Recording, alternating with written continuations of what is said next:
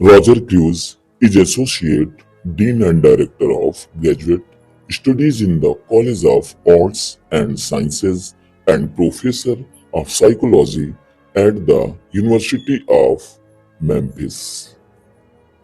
Richard Roberts is a Foreign Service officer currently serving as the Public Affairs Officer at the U.S. Consulate General in Okinawa, Japan.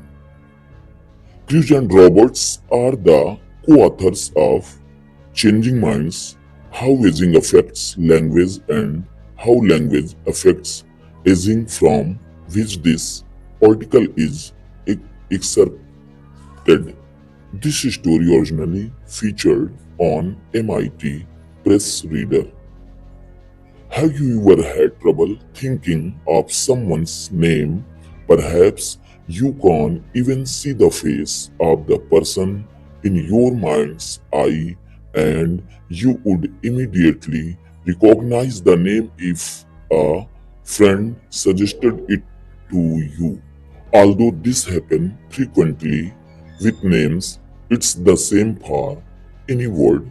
It's not that you can't remember the concept, but that you can't find the language level for it. Word finding problems are an almost stereotypical aspect of the cognitive issues that plague middle-aged and older adults. These failures occur without warning for even the most familiar words and names a person knows. The most troublesome words researchers have found are proper nouns and the names of objects. This retrieval inability can last anywhere from a split second to minutes or even hours, and they can be exasperating. In fact, older adults frequently mention word finding problems when asked about the annoyances of aging. In such cases, a person is certain she knows the word she is searching for. It may seem as if the evolved term is just on the tip of her tongue, but for some reason she can't produce it, at least at that moment.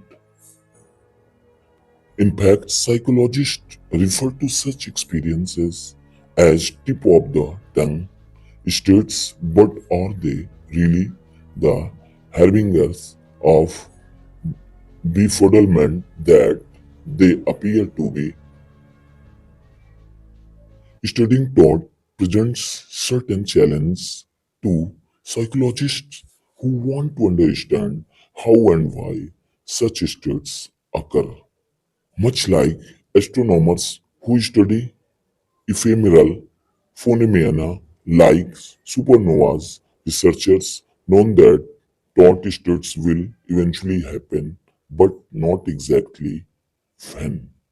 This uncertainty has led to two distinctly different ways of investigating thoughts: via neutralistic methods and by experimentally inducing word-finding failures in laboratory settings.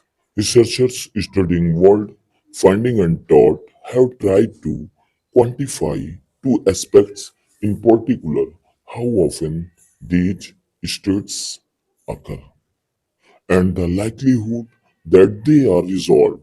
That is, the sought after word is spontaneously recalled by the person without external assistance, such as looking the word up or having a friend offer the solution.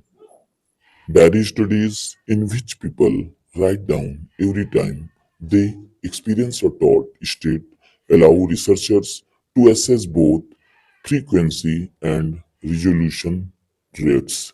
The results suggest that college students experience about 1 to 2 thought stays awake, while for people in their 60s and early 70s, the rate is slightly higher. Research participants in their 80s, however, experience thought states at a rate almost twice as high as college students. Diary studies have shown that thought episodes are likely to be resolved. The typical success rate in such studies is more than 90%. We should not worry about forgetting because forgetting is common.